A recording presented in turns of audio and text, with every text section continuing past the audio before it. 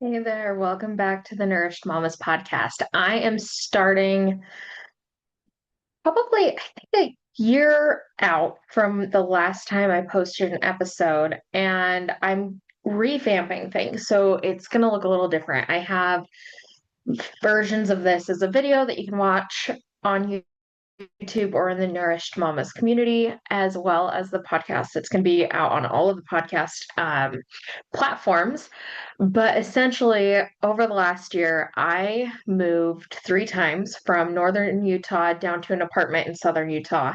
And then we moved again from that apartment, which was a one bedroom for our family of three, to now a much larger apartment, which has worked a lot better for us now that we're down here full time.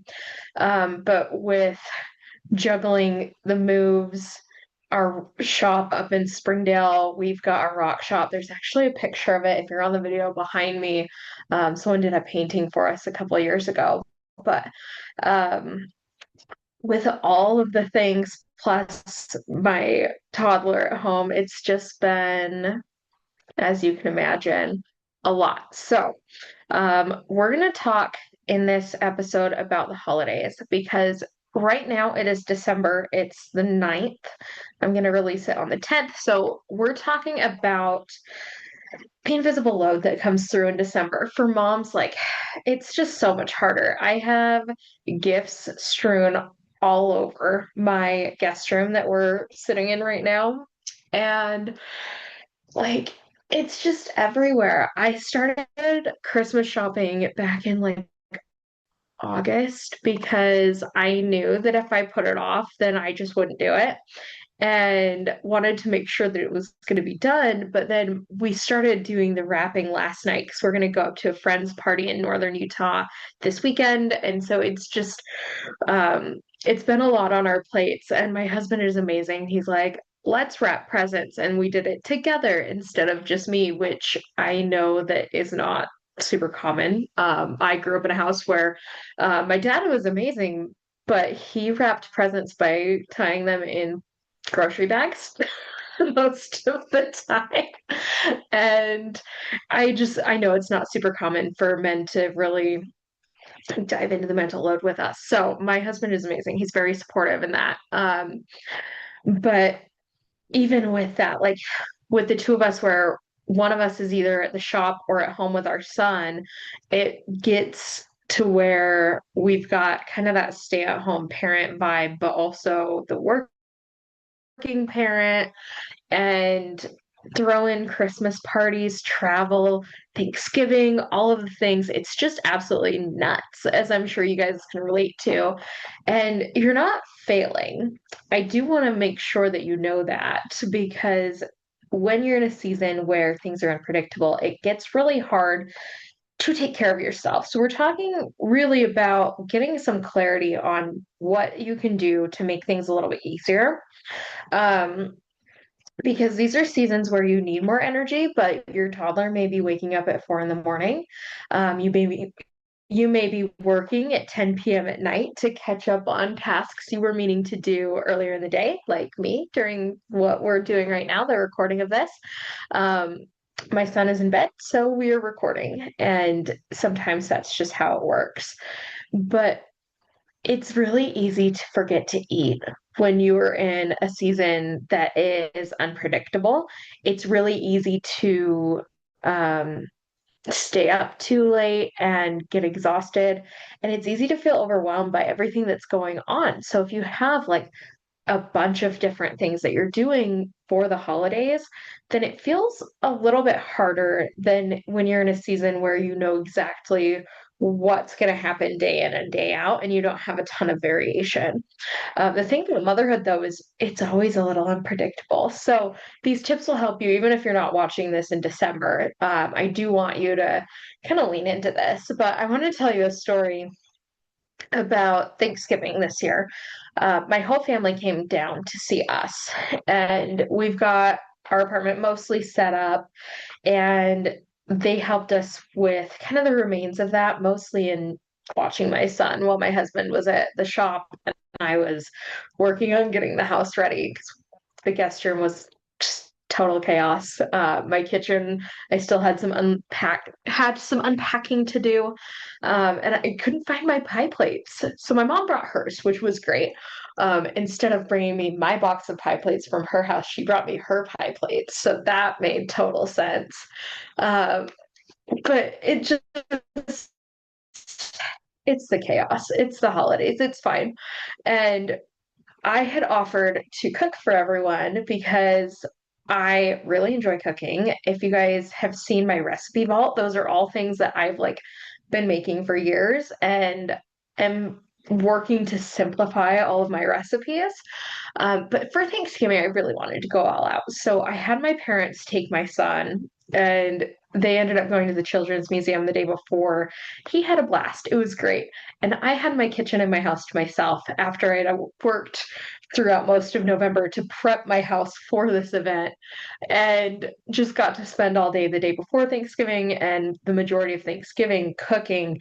And for me, that was really very fun. And my mom was funny because she's like, this is the least stressful Thanksgiving we've ever had. I was like, well, you didn't have to do anything. But also, I don't stress over big meals because I worked in food service for over a decade. Um, Feeding six people is nothing like feeding a facility of 150. It's just not. Um, but on Thanksgiving, especially, I got so in the zone for getting everything ready for dinner that night. My son takes kind of a late nap. So we had planned on doing dinner at like 5:30 because he should be awake. I think we had to wake him up for it, but um, we had planned on doing a cheese board for lunch basically because I try and do meals ahead of time like and plan on doing like lunch the day of Thanksgiving, and I meant to eat breakfast, but by the time my sister got into town and had the food like for the charcuterie board and everything all set up, it was about 1 p.m. and I had not eaten yet because I was just so in the zone. And on the morning of Thanksgiving, my parents didn't come over until my sister was in town.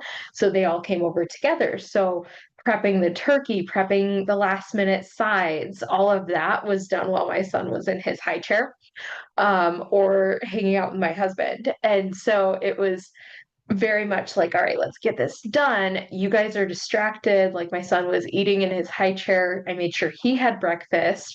But in that process of making sure he was fed, and I totally spaced and did not eat. And I know that part of that is my ADHD, but a huge part of it is just that unpredictableness of um, the day where I'm not usually cooking all day anymore. I've done it for years, but I haven't been in the last like five or so. And yeah, it was just something that I realized by the time my family came over, like, I'm starving. I'm going to get hangry at you. So feed me now because I'm feeding you guys later.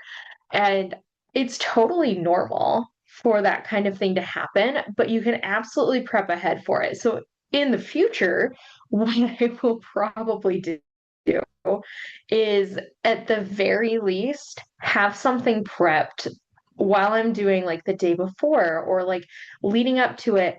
I'll grab some stuff that either is no prep or is really low prep. So, in my recipe vault, which I'll link below this in the show notes, but it's a free vault where I have 30 plus recipes that are all high protein and all of the things.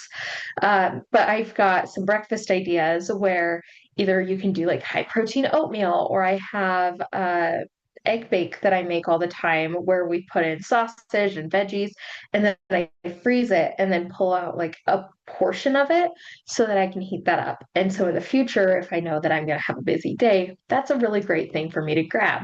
Alternatively, you can have yogurt on hand, or you can keep different, like yogurt with different toppings on it. You can do overnight oats, you can do a smoothie, whatever that looks like.